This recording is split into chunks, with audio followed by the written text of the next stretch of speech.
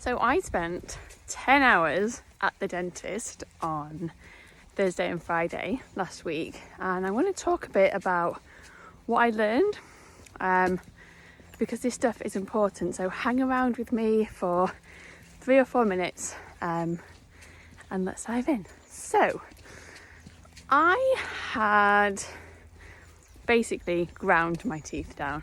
So I was having a lot of restoration work done. That's the short version. And when I had gone to have a scan of my teeth, I found it really, really uncomfortable, and I couldn't quite figure out why I'd found it so uncomfortable. I don't have sexual trauma. I haven't had anyone force themselves on me. So it was all a little bit, I wasn't sure. But it meant that I then had this trepidation about having all of this dental experience, alongside finding it quite hard to sit down for 10 hours. Because as you can see right now, I'm not really a sit still kind of girl. So this is all kind of going on in the background, and I'm preparing for this work, and I'm using all my tools, and I'm using my skills, and I'm thinking through what I need, but I'm still experiencing this kind of block around why it feels so uncomfortable. So I have therapy every week. I'm working with a therapist that I met a couple of years ago. He knows me quite well right now. He's also our couples therapist. So there's lots and lots of understanding that he has about me. And so I was telling him about my teeth, and he paused and said, I can't help but think about, and then referenced a traumatic childhood experience that I'd had. And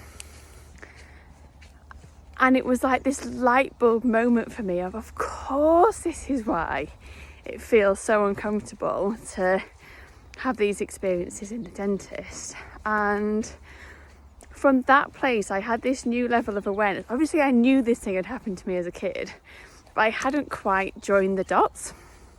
And so then in the run up to the dental experience, I was able to give myself what I needed so that I could be in the chair. But also when I got to the dentist, I was able to share with the dental nurse about what my experience had been and why I might need extra support and what I might need. And I could bring in all of my different tools and my experiences to understand what I was going to need to feel safe in the dentist. And I could bring in my the find your voice stuff. So at the point in times when I felt I needed a break, I was able to say, I need a break, can we take 5? And what I would not have been able to do was give myself all of that and to be okay, because by the way, I'm recording this on the Sunday, so it's only 2 days since it all happened.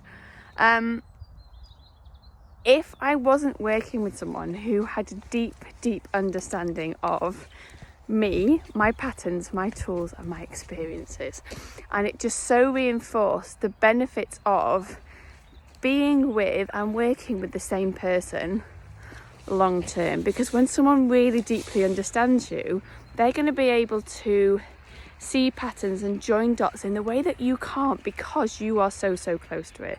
So it's just something to think about when you're sort of considering maybe jumping ship or going and doing new things. Actually, there are so many benefits of receiving and allowing support from the same person for long periods of time, because they just have a wealth of knowledge and understanding about you that you never could have about yourself. So that is one of my big takeaways. I would love to know what you are taking away from this. This is not to say, of course, that we should always work with the same person forever, because people change, we change, what we need changes, but actually leaning into long-term support over trying to get a quick fix and then wait until we feel bad again and then trying to get the next quick fix is much more effective, because you get the kind of compound interest of growth from working with the same person. All right, have a great day. Hope it's sunny where you are, and I will catch you soon.